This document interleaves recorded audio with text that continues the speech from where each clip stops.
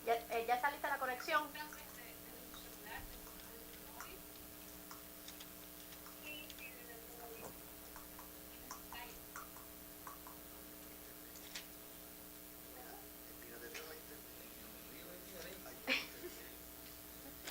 Tenemos 60 minutos desde la...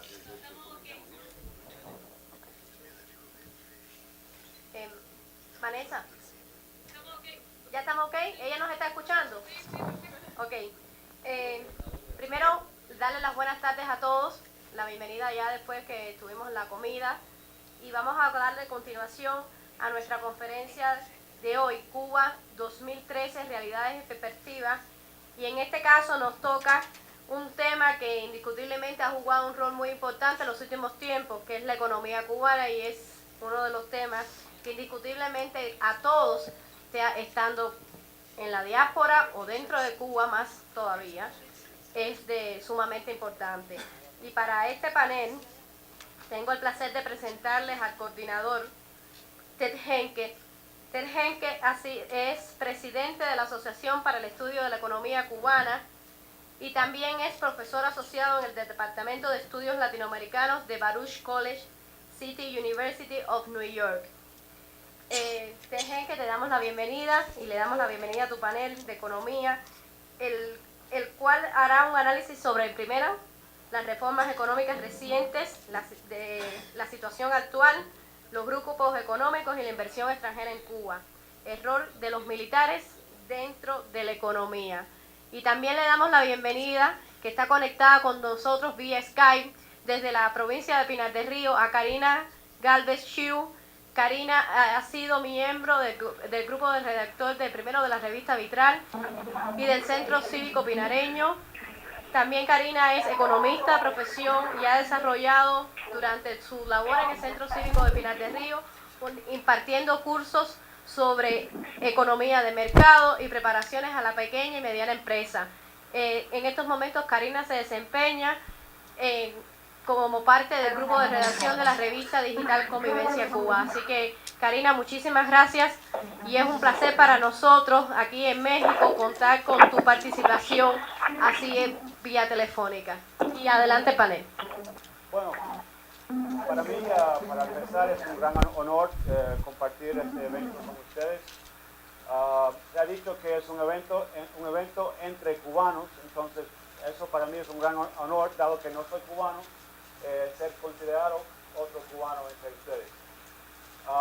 Y también quiero dar disculpas de parte de Kathleen Hansen, mi colega de Baruch College, que ahora está atendiendo a su niña que está enfermita, pero bueno, ella me mandó, hizo un buen trabajo y me mandó a través de mi iPad unas preguntas adicionales que voy a referir a eso mientras estamos hablando. También me gustaría reconocer a la presencia de Karina. Tuve la suerte en 2007 de visitarle a ella junto al equipo de lo que en aquel entonces era Vitral y ahora es Convivencia. Y de ahí, de la visita, aprendí de su conocimiento de la economía y estoy especialmente interesado en su análisis del trabajo por cuenta propia, que ha escrito bastante sobre esta parte de las reformas o supuestas reformas o actualizaciones que estamos viendo ahora en Cuba. Bueno, aquí junto a mí en el panel físicamente tenemos a Ibsen Martínez. Ibsen Martínez es un periodista venezolano y nos acompaña también Carlos Saladrigas. Y bueno, Carlos también es el cofundador y director de Cuba Study Group, que en estos años, en el década pasado, ha realmente hecho un trabajo tremendo en crear puentes entre Cuba y el mundo, y Cuba y la diáspora. Carlos también ha viajado varias veces recientemente a Cuba para compartir eventos y dar su perspectiva sobre el futuro del país. Bueno, lo que me gustaría hacer mayormente en la hora que tenemos, aunque economía es quizás el asunto número uno ahora en Cuba y estas actualizaciones y cambios, me gustaría escoger un poco tres partes aprovechando del conocimiento y de los tres paneles que tenemos. Primero quiero enfocar un poco en las reformas o actualizaciones como tal, basada en los lineamientos y en las partes de los lineamientos que hemos visto implementados hasta ahora.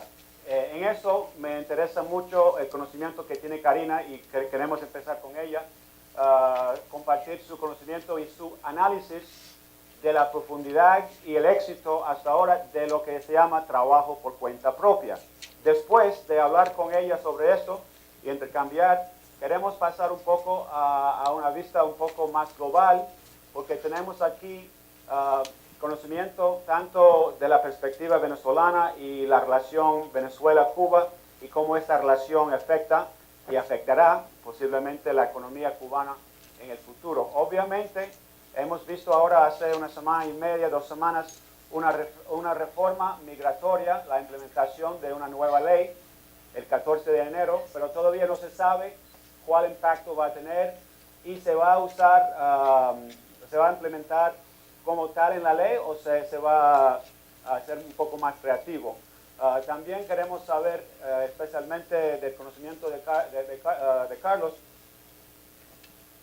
cómo puede afectar esa reforma a la economía cubana y la relación que tiene con la diáspora cubana. Entonces, me gustaría empezar con Karina. Karina, ¿me oyes desde Pinar del Río?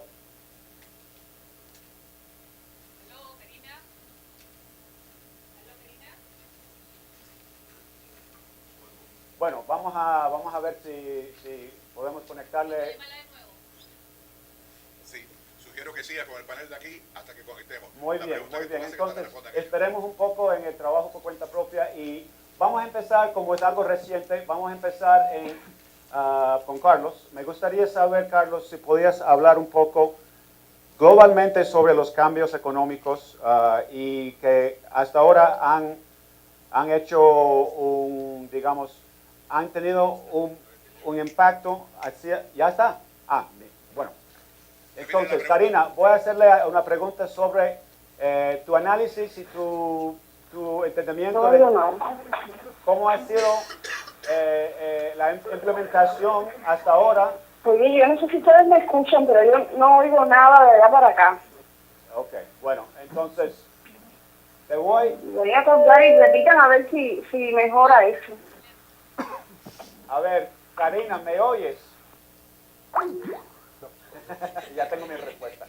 Bueno, entonces, vamos a ver si nos puede oír. O quizás pueden escribir la pregunta sobre trabajo por cuenta propia y poder, no sé si está en una pantalla de computadora. Bueno, seguimos como estaba haciendo. Bueno, Carlos,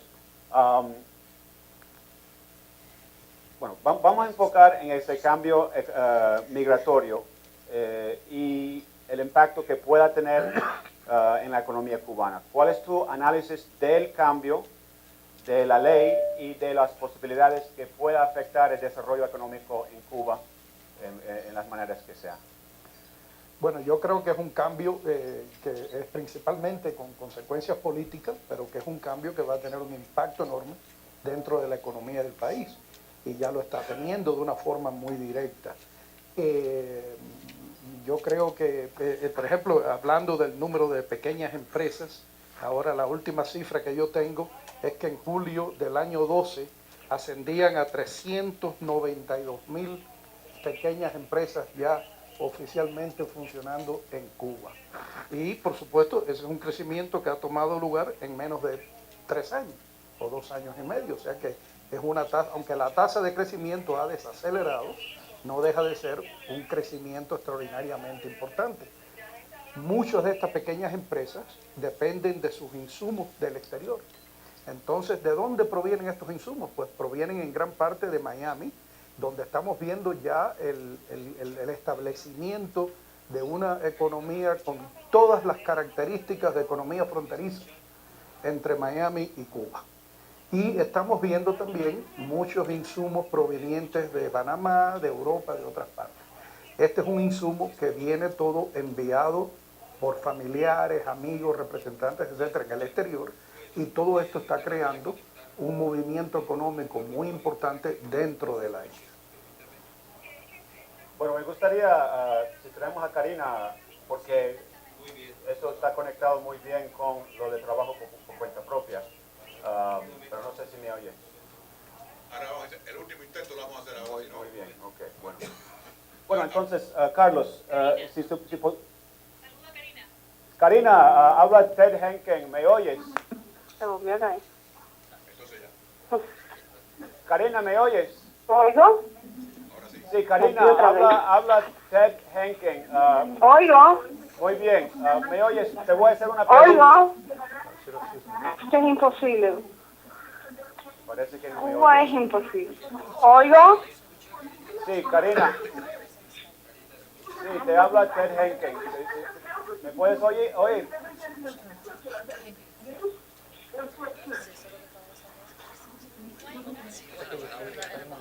Ahora escucho otra vez. Se volvió a quedar como en blanco. Ahora escucho otra vez, sí. Ah, muy bien. Ay, qué trabajo les estoy dando. Sí, todos estamos, pero ustedes más.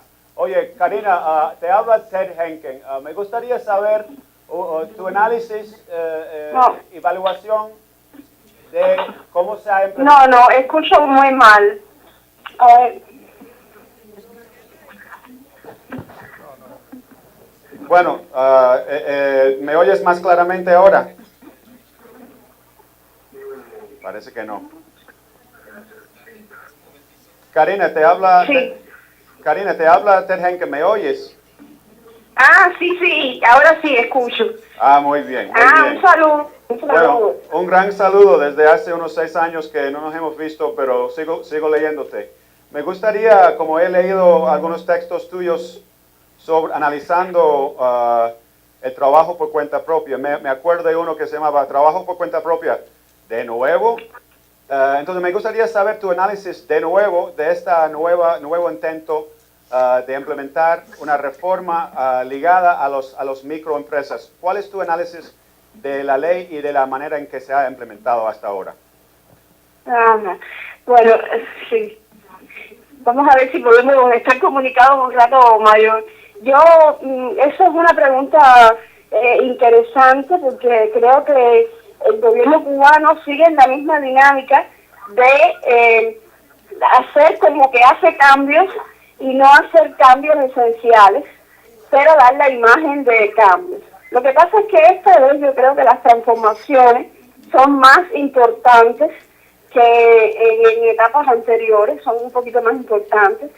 Creo que hay un poco más de estímulo, no creo que sea por voluntad del gobierno, sino por necesidad, porque la situación, lo mismo interna que externa para el gobierno cubano, es muy difícil en estos momentos, y entonces en su afán de dar imagen de cambio, pues ha tenido que hacer algunas transformaciones importantes, algunos cambios importantes, que no es que sean esenciales ni mucho menos, porque todavía estamos cada vez más centralizados, por lo menos en el discurso, pero creo que hay cierto estímulo ahora un poquito más fuerte al trabajo por cuenta propia.